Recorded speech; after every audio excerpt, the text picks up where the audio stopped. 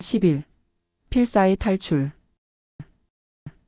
페리어는 몰몬 교도의 예언자 영의 방문을 받았던 이튿날 아침 솔트레이크 시티로 가서 네바다로 떠나는 친구 편의 호프에게 보내는 편지를 맡겼다. 그 편지에는 지기들 부녀에게 무서운 위험이 임박했다는 것과 곧 와주어야겠다는 말이 적혀 있었다. 편지를 전하자 얼마간 마음이 놓여 가벼운 마음으로 집에 돌아왔다. 페리아가 농장 가까이 가보니 마당에 말 두 필이 메어 있어 깜짝 놀랐다. 급히 집 안으로 들어가 보니 두 청년이 거실에서 거드름을 피우고 있어 다시 한번 놀라지 않을 수 없었다. 한 사람은 키가 크고 얼굴이 푸르죽죽한 젊은이로 흔들의자에 앉아 양쪽 발을 난로 위에 올려놓고 빈둥거리고 있었다. 다른 하나는 목이 굵고 보기 흉하게 볼이 쳐졌으며 양손을 바지 주머니에 찌른 채 창가에 서 있었다. 두 사람은 페리어가 들어오자 형식적인 인사를 던지고 흔들의자에 앉아 있던 자가 먼저 입을 열었다. 당신은 아마도 우리를 기억하지 못할 겁니다. 이 사람은 드리버 장로의 아들이고 나는 스탠 것은 장로의 아들입니다. 지난번 사막에서 하나님이 손을 뻗어 당신들을 참된 교회로 인도했을 때 우리는 철부지 소년으로 당신들과 함께 여행을 했습니다. 이번에는 볼이 늘어진 친구가 설교에 가까운 말을 했다. 하나님은 뜻하시는 바에 따라 언젠가는 모든 백성을 택하시는 겁니다. 하나님이 하시는 일은 느리지만 결과는 극히 분명합니다. 페리어는 냉정하게 고개를 돌렸다. 그들이 어떤 목적으로 찾아왔는지 짐작이 갔던 것이다. 스탠 거슨이 말을 이었다. 우리가 온 것은 둘 중 어느 쪽이든 당신이나 이대 아가씨에게 잘 보이는 사람이 아가씨와 혼약을 맺도록 하라는 아버지의 말씀이 있었기 때문입니다. 나는 아내가 아직 4명밖에 안 됩니다. 드리버는 벌써 7명이나 거느리고 있으니 아무래도 내가 유리할 것 같습니다. 드리버가 가로막았다. 당치도 않은 소리. 스탠 것은 형제 문제는 지금 몇 명의 아내를 갖고 있느냐 아니라 몇 명까지 부양할 수 있느냐 일세. 나는 일전에 아버지로부터 밀 방앗간을 양도받았으니까 내가 더 부자인 것은 확실하잖나. 스탠 거스는 핏대를 올렸다. 앞으로의 전망은 내가 더 부자일세.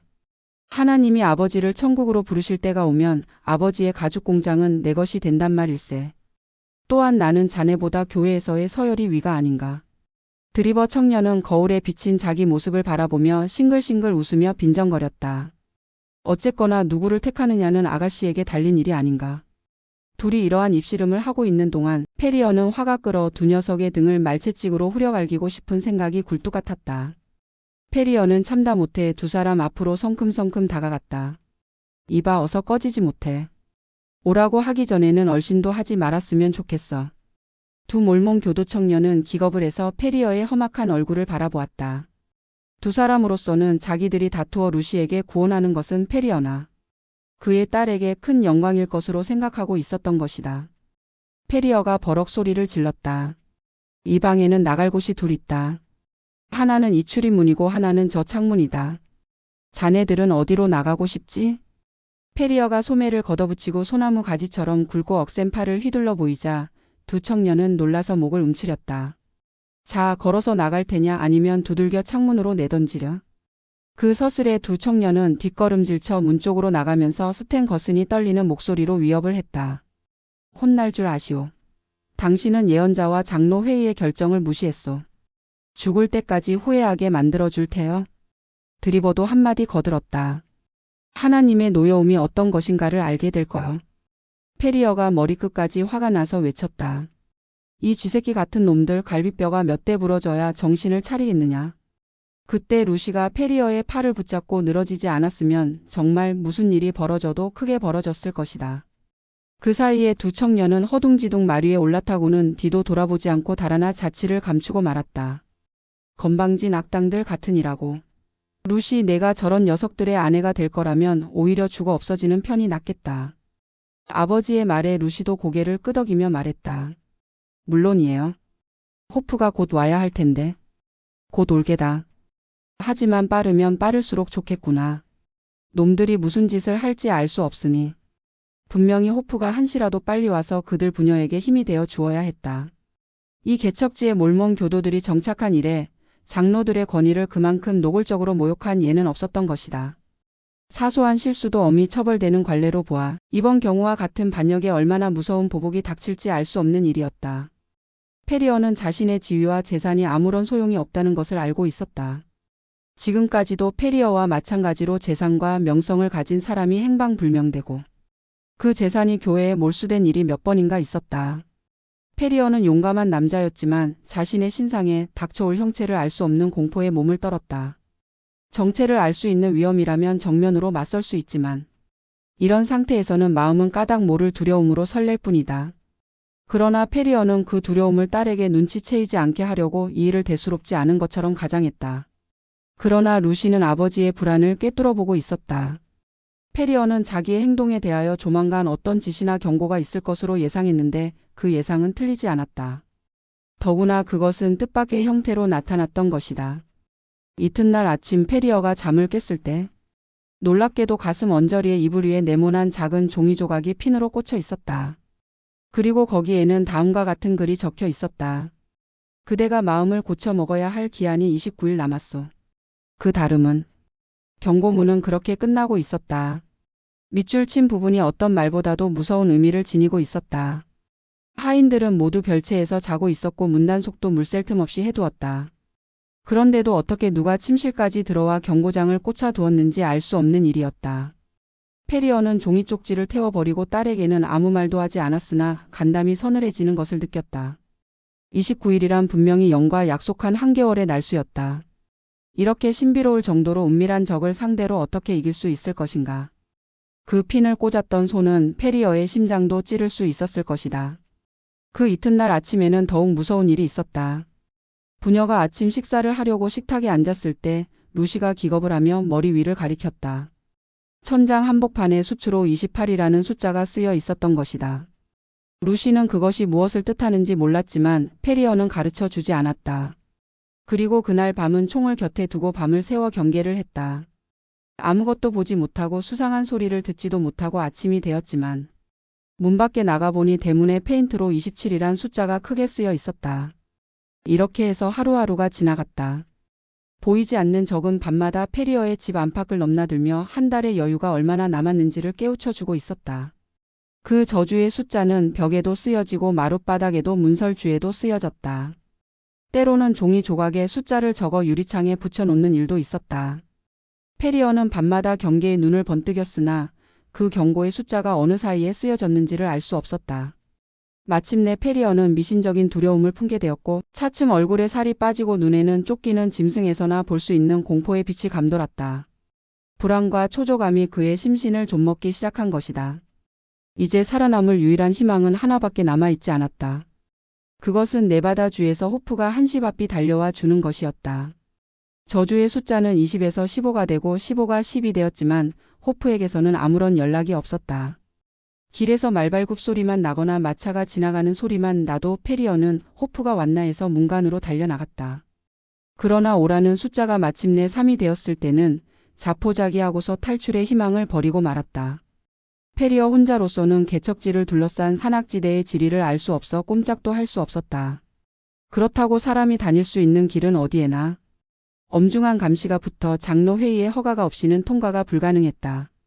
하지만 페리어는 딸에게 수치스러운 결혼을 시키는 일에 동의하기보다는 그대로 죽어버릴 결심을 하고 있었다. 생각하기만 해도 끔찍스러운 상상이 머릿속에서 꼬리를 이었다. 자신이 죽은 후에 루시는 어찌 될 것인가? 어떻게든 두 사람 주위에 처진 눈에 보이지 않는 그물에서 빠져나갈 수 있는 길은 없는 것일까? 페리어는 탁자에 머리를 쳐박고는 소리를 죽여 흐느껴 울었다. 그때 쥐죽은 듯한 고요 속에 슬그머니 무엇을 긁는 것 같은 소리가 들려왔다. 현관문 쪽에서였다. 페리어는 발소리를 죽여 다가가서 귀를 기울였다. 이상한 소리는 멎었다가 다시 들려왔다. 누군가가 거기 있는 것이 확실했다. 비밀 재판의 명을 받고 암살자가 사형을 집행하러 온 것일까? 아니면 여유기간이 하루 남았다는 것을 기록하러 온 것일까?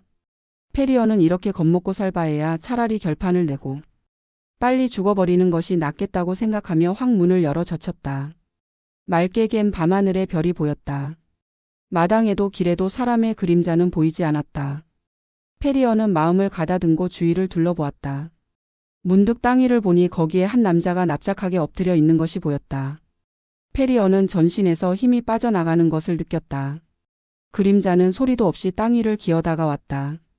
그리고는 순간적으로 문 안으로 들어와 벌떡 일어서더니 커튼 옆으로 몸을 기댔다.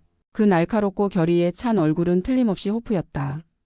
페리어는 다시 한번 놀라며 기쁨에 찬 목소리로 말했다. 아, 자네 호프가 아닌가. 어째서 그런 모양으로 기어 들어왔지? 호프가 잠긴 목소리로 말했다. 우선 먹을 것을 좀 주십시오. 이틀 밤낮을 아무것도 먹지도 마시지도 못하고 달려오는 길입니다. 호프는 페리어의 저녁 식사 테이블에 남아있던 고기와 빵을 보자 만사 제쳐놓고 개걸스럽게 먹기 시작했다. 그리고 얼마간 배를 채우고서 물었다. 루시는 잘 있습니까? 페리어는 대꾸했다. 그 아이에게는 위험이 얼마나 절박한지에 대해서는 이야기하지 않았네. 잘하셨습니다. 이 집은 사방에서 감시되고 있습니다. 그래서 저는 그런 식으로 기어들어 왔던 것입니다. 놈들의 경비는 물샐 틈 없지만 이 호프도 만만치는 않습니다. 페리어는 믿음직한 협력자가 생겨 딴 사람처럼 활기를 띠었다. 그리고 호프의 큼직한 손을 잡아 흔들며 말했다. 자네는 훌륭한 사람일세. 우리의 이 공경을 함께 해줄 사람은 자네밖에 없네. 고맙습니다. 하지만 루시를 위해서입니다. 저는 당신을 존경하지만 당신 혼자 이런 공경에 빠져 있다면 이 살얼음판 같은 위험 속에 감히 뛰어들지는 못했을 것입니다. 저는 루시가 있기에 이런 용기가 생긴 겁니다. 만일 루시의 몸에 위험이 닥친다면 저는 목숨을 걸고 그녀를 지킬 것입니다. 그래, 이제부터 어떻게 해야 좋을 것 같은가? 내일이 30일의 마지막 날입니다. 오늘 밤 안으로 빠져나가지 못하면 끝장입니다. 저는 말 2필과 당나귀 1마리를 독수리 계곡에 메어두고 왔습니다. 그런데 돈은 얼마나 갖고 계십니까?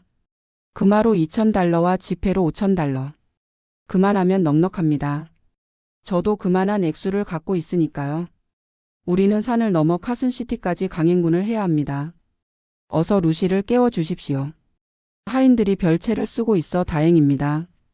페리어가 딸에게 가서 길 떠날 차비를 하라고 시키고 있는 동안 호프는 지니고 갈 수 있는 한해 식료품을 자루에 챙기고 또한 산에는 샘이 없다는 것을 알고 있었기에 물통도 준비했다.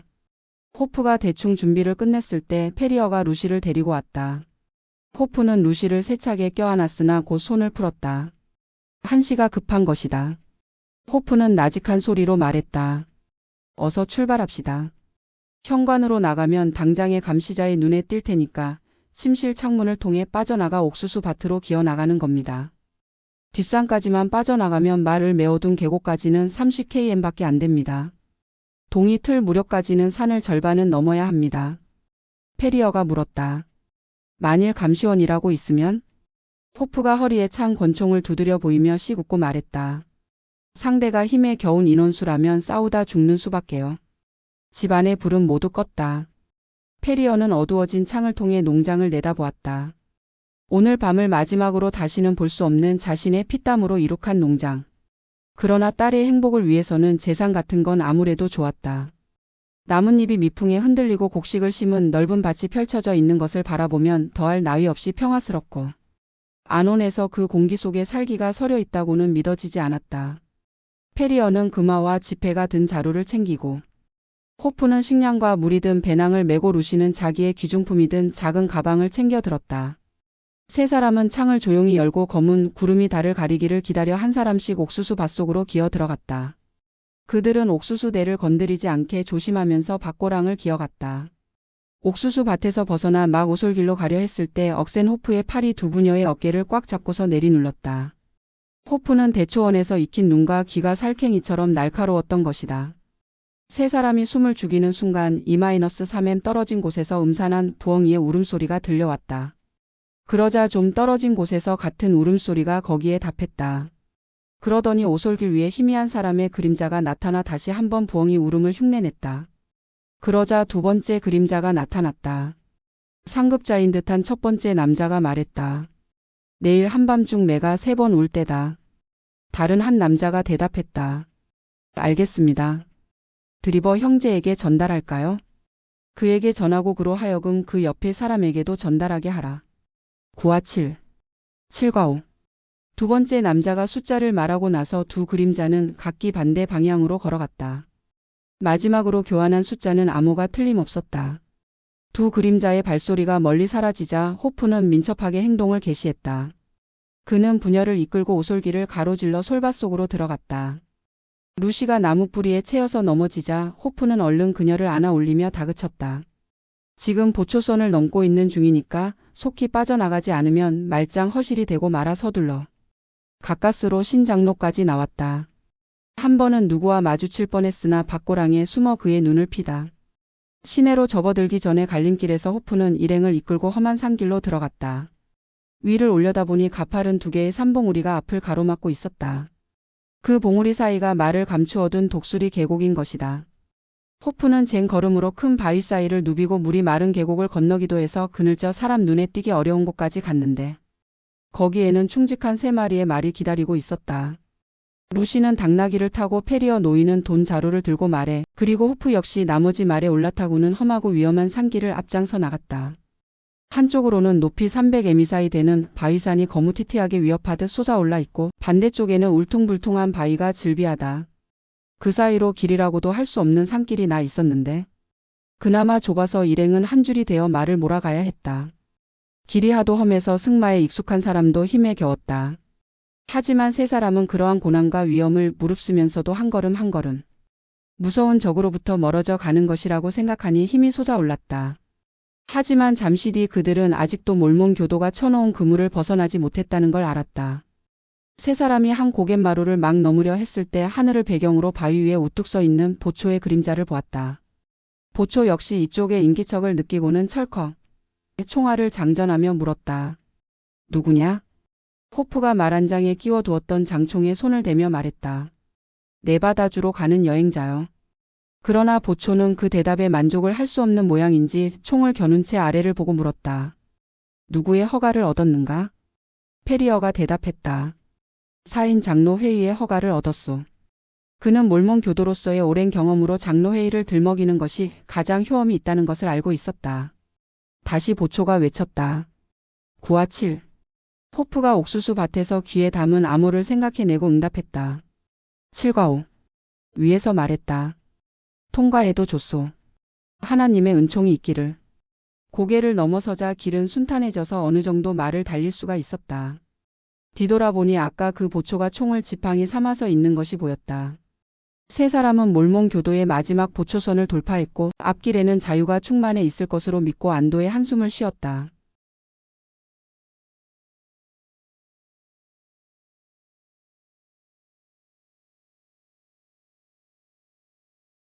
시청해 주셔서 감사합니다.